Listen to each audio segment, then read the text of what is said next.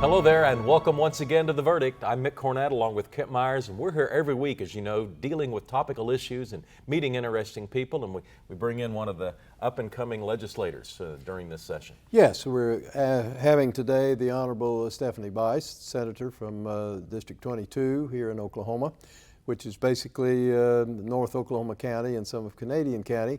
And she's going to come talk to us today about what's going on in the legislature, with some particular emphasis perhaps on changes being made to some of our alcoholic beverage laws, but we're not going to limit it to that. Anything she wants to talk about, we want to hear about. She's got a lot of good information for us, and we're honored she'd give us this time. Senator Stephanie Bice, today's guest on The Verdict. We'll be right back.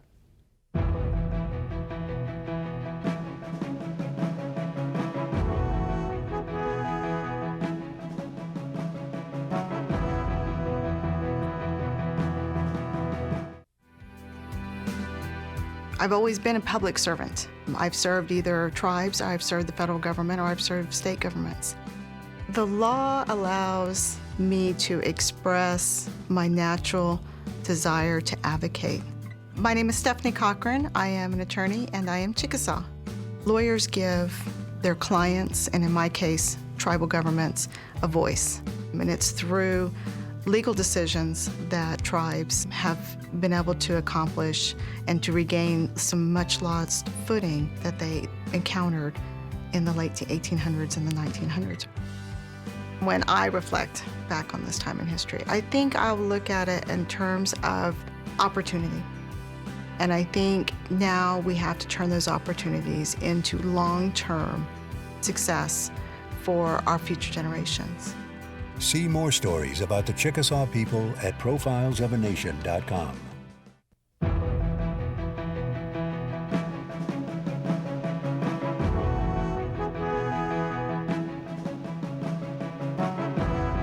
Welcome back to the set of The Verdict. Mick Cornett with Kent Myers. Kent's going to introduce today's guest. Today, we're welcoming the Honorable Stephanie Bice to our set to talk about what's going on in her representation of District 22 and what's going on out in the legislature. We're going to spend a little bit of time in regard to this visit with Stephanie about the changes in the sale and marketing of alcoholic beverages in Oklahoma, which seems to be a rather hot topic. Stephanie did her undergraduate work at Oklahoma State University. She worked in private business in Oklahoma City for a number of years. She was elected to the state senate in 2014, so she's been there a couple of years. She's what's been called by the state chamber, or designated by the state chamber, as a rising star in Oklahoma, and we certainly share that view after looking at her record to see about inviting her on. We're pleased she'd accept our invitation. This is her first visit to the Verdict. Stephanie, sure glad to have you. Thank you for having me. You're in your first term. What led you to get involved in politics? I have always been interested in politics. I never thought I'd be running for the Senate, but a few years ago, the former state senator Rob Johnson approached me about filling his seat. He had decided not to run for re-election. And being a lifelong Oklahoman, mother of 2 daughters, I really wanted to make sure that we were doing everything we could to make this the best state it could be. And if I could put my name on the ballot and be a part of continuing the great things that are going on here, then that's what I wanted to do. How did you get involved in this issue of alcoholic beverages? I actually was introduced to craft beer several years ago. I liked it, but unfortunately, you can only purchase it warm in liquor stores. And so I started this journey last year, my first year in the legislature, by filing Senate Bill 383, which would have allowed for retail liquor stores to refrigerate craft beer. And there was a tremendous amount of positive feedback from that particular bill, but there was also a lot of follow-up. Can we have wine in grocery stores? Can we extend hours? And I realized that the conversation really needed to happen. People were asking for change. We haven't had really significant changes to our liquor laws since liquor by the drink in '84. And most of our alcohol laws are constitutional, which requires a vote of the people. So it's a big undertaking. I didn't realize what I was getting myself into when I filed that original bill, that I would be looking to change the Constitution as a freshman legislator. But I think that the time has come for us to take a long look at what makes sense. Well, I hear the terms archaic and outdated when they're talking about Oklahoma's liquor laws. I don't know if that's true or not. Seems like it probably is. But you mentioned the word change, and all of a sudden people didn't like it. Whenever you change something, somebody out there is going to step up. And so where's the controversy in this?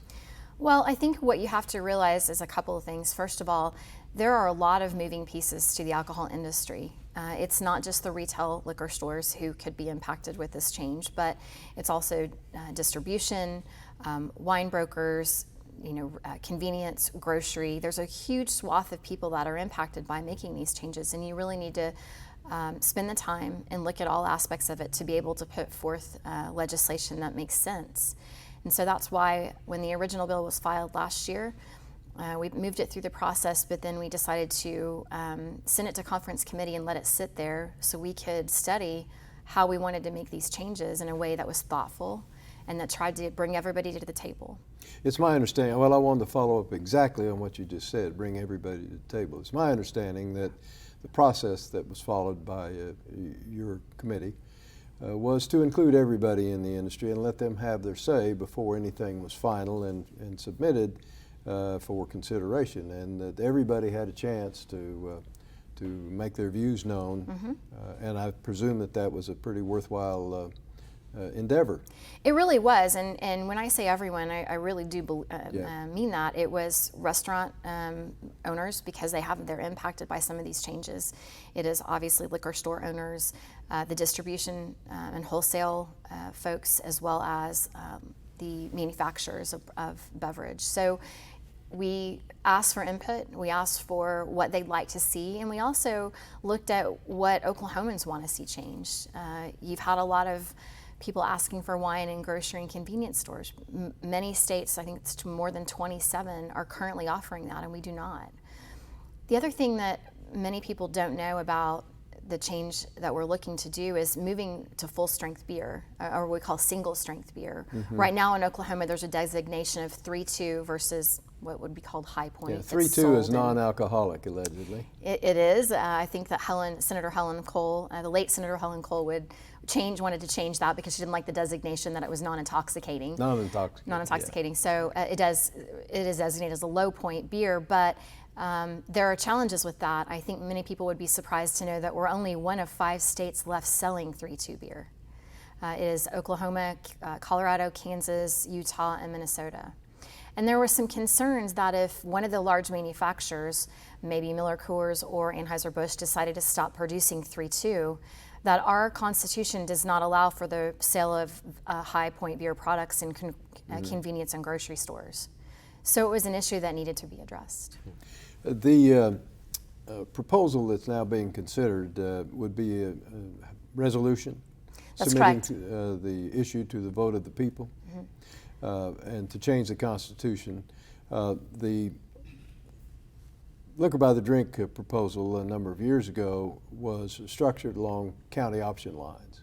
Is this proposal structured along county option lines, or would a statewide vote put it in place statewide? It's a great question. So there's actually 2 parts to this change. The first one, as you mentioned, is the provision that would allow a vote of the people, and that's the Senate Joint Resolution 68 that's currently moving through the legislature, passed the House this past week on a 61-30 vote, and it's continuing on the process. That will repeal Article 28 as it currently stands and get those 3.2 provisions out of our Constitution. And then it restructures the framework of how we move forward with alcohol sales. The second part of that is Senate Bill 383 that I mentioned earlier that I filed. And that is really the nuts and bolts. That is a Title 37 rewrite. So it's an entire rewrite of our current statute. And it will allow for county option, because we really felt like that local communities needed to have a say in whether or not they wanted to move to this new system. And what I'll also mention is these changes would not go into effect until October of 2018. So we're giving counties a couple of years to make a decision on how they would like to proceed before we actually implement those changes. What do your colleagues think of all this? You know, I have most of my colleagues seem pretty supportive of this change. I think they're hearing from constituents that they want to see something different, that it's time.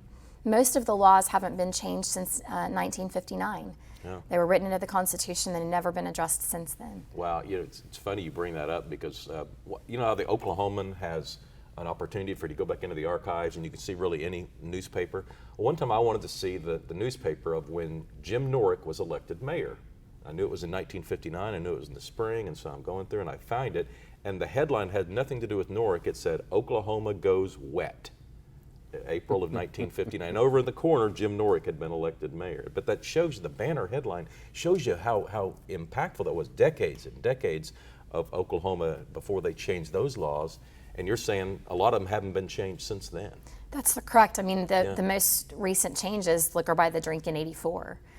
Because it is such a big undertaking to put forth the state question that you really have to want it. And I think the citizens of Oklahoma have to want it. Do you get a sense that there's one segment of the industry that's not quite as enthusiastic as other segments, perhaps? Because we're billing this as part of a two-part series. Your show today, we're calling part one.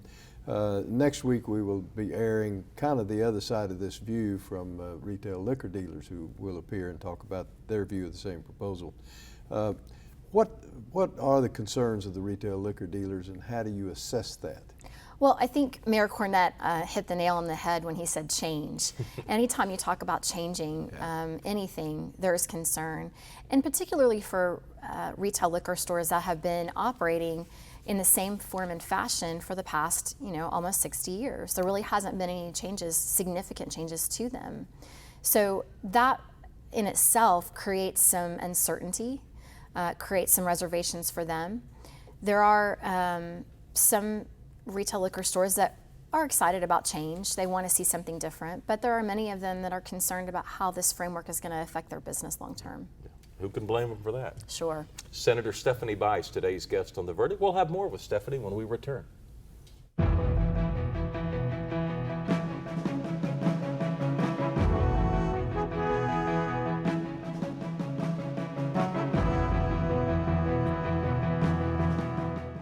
The integrity of our air, land, and water. The energy to power our lives. They all matter. That's why many oil and natural gas producers across Oklahoma voluntarily implement green completion methods, which can capture more of a well's produced gas and reduce emissions up to 90%. Cleaner air, more energy. They both matter. Learn about other ways Oklahoma producers are protecting the air at oerb.com/bothmatter. The good life comes naturally to Tulsa, where nature's beauty is matched with an eye for aesthetics. A legacy of neighborhoods graced with lawns and landscaping and handsome homes. A place that seems to have patented an ideal lifestyle. Bank First is loyal to the quality of life Tulsa assures its citizens, to the priority placed on education, culture, and growth. Loyal to builders who transform raw land into residential charm. Developers who see opportunity and add vitality to Tulsa's economy. Bank First serves both enterprise and private lives that need a loyal partner. It's how we help nurture this city's very good life. Bank First. Loyal to Oklahoma. Loyal to you.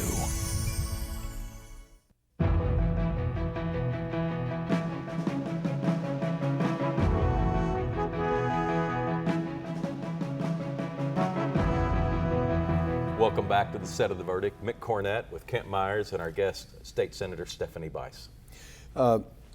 Senator, I've read a story or two about what's going to happen to the ABLE Commission that was set up back in the mid-'80s to regulate sale and marketing of alcoholic beverages in Oklahoma. Will we still have an ABLE Commission under the current proposal? Absolutely. And I think the other thing to note is that there have been some folks that have suggested that we're doing away with ABLE because it's not in the SJR 68. And what I remind them is that our Constitution is very long and unnecessarily in many cases.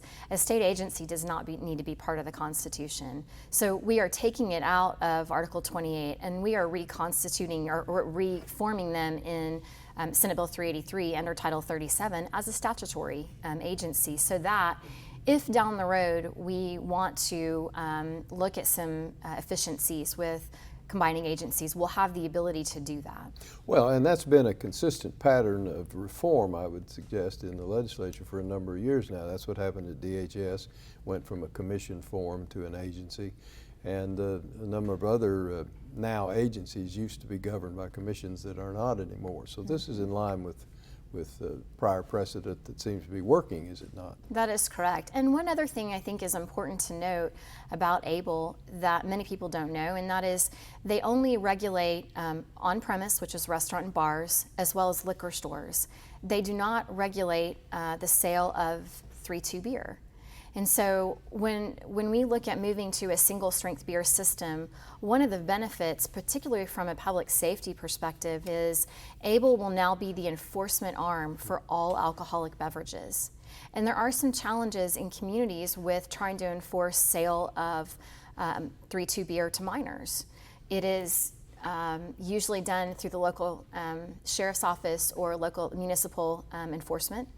And oftentimes they don't have the manpower or resources to do that. And now you will be moving that under ABLE, which I think is a benefit to communities, and it's a benefit to public safety, because that will be an important piece of keeping our youth safe, is making sure that they do not have easy access to alcohol. I run into people in the street and they say, when am I going to get to vote on this? Is the general public going to get to vote at some point, or is it going to be handled legislatively? Well, it cannot be handled legislatively. It has to go to a vote of the people, but there's a couple of different ways that can happen. So SJR 68, which is currently moving through the legislative process, would allow for a vote of the people in November of this year. On the option to move to a single strength system and allow for wine and grocery and convenience stores. But there are also currently 4 initiative petitions that have been filed with the Secretary of State by different entities that would like to collect signatures and put their own question on the ballot to be a vote of the people as well. The concerns I have with that are, in many ways, those initiative petitions favor a certain entity over another. And I think from the legislative perspective, we really tried hard to make sure that we have looked at every avenue and we've given everybody the option to come to the table, have their voice heard, and have input on how we move forward. And this, we feel, is the best solution.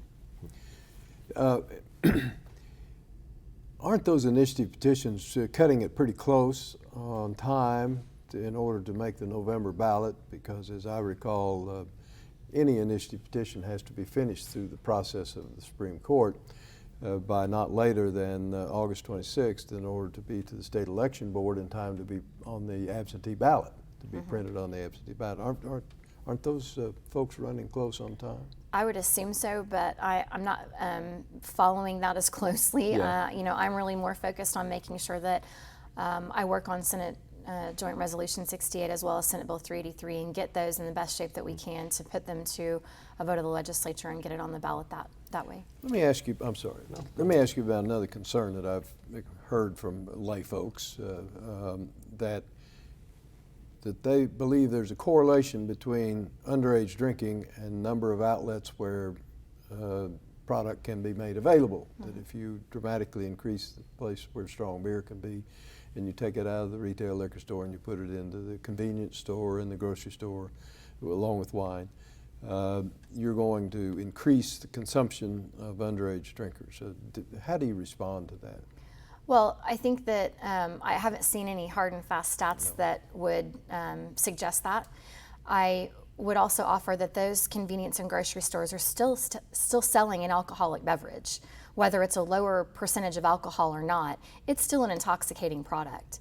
And I think by moving the enforcement to ABLE and allowing for them to be the oversight for beer sales, and also some licensing that we're looking at changing, it's going to actually help us prevent minor access.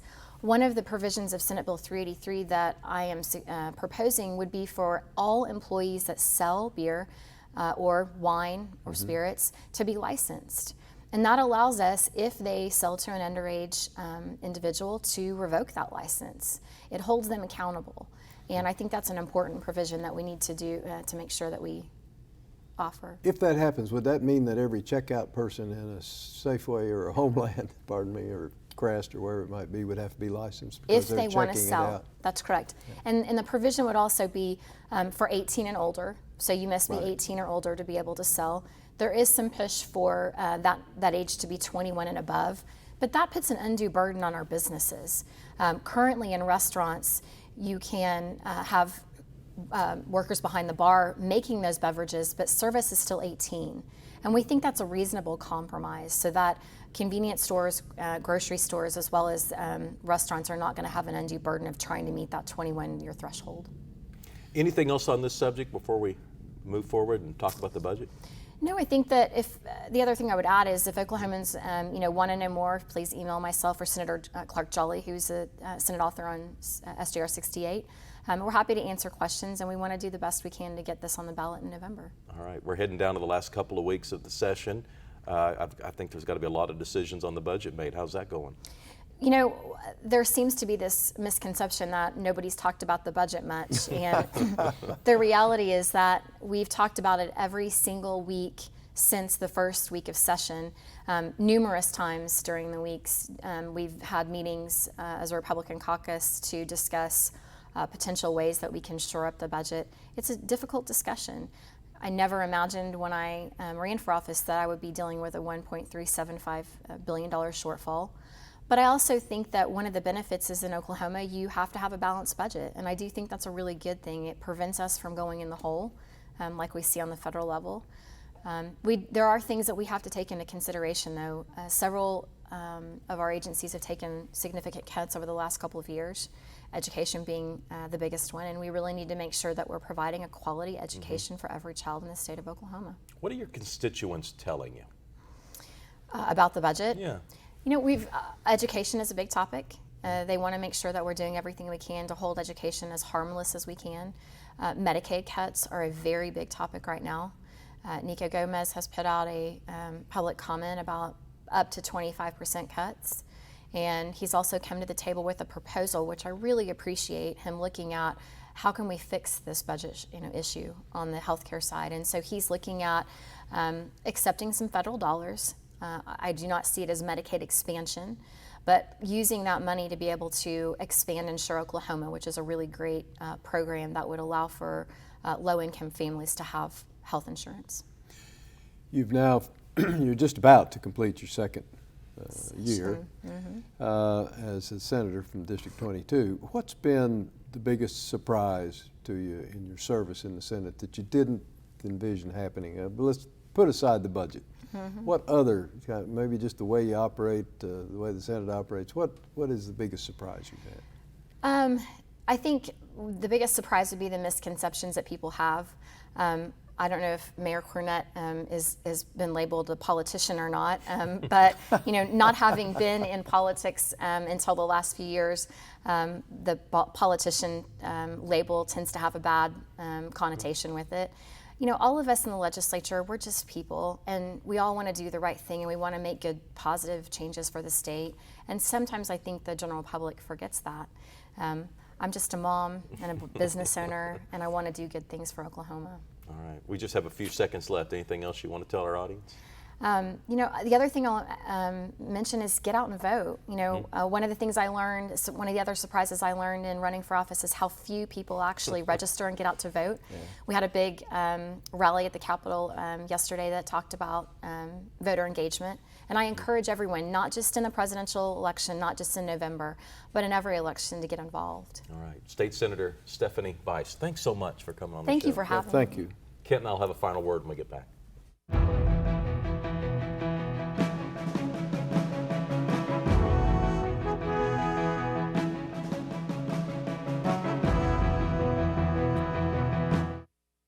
There are now 11 million of us who live here and work here. I was 15 when I came here 6 years ago. I raised my family here. I drive my truck to my job every day. The only difference between now and 6 years ago, I do it legally. I wanted to. Because this is my home.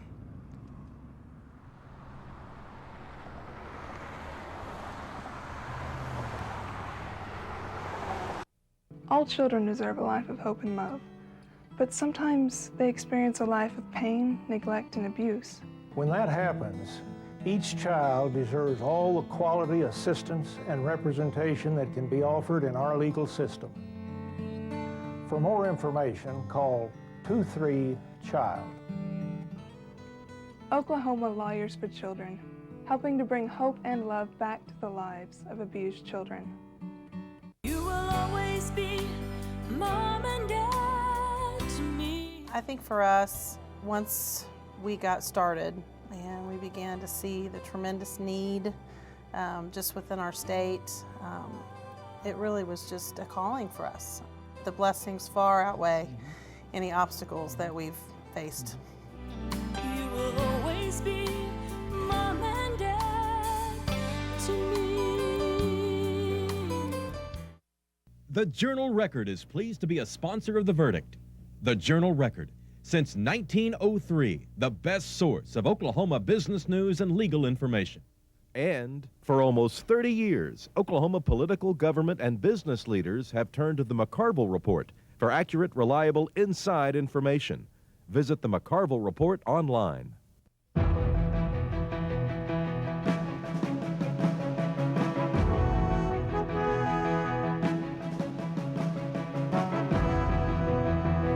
Welcome back to the set of The Verdict. Mick Cornett and Kent Myers, and we're wrapping up a show with State Senator Stephanie Bice.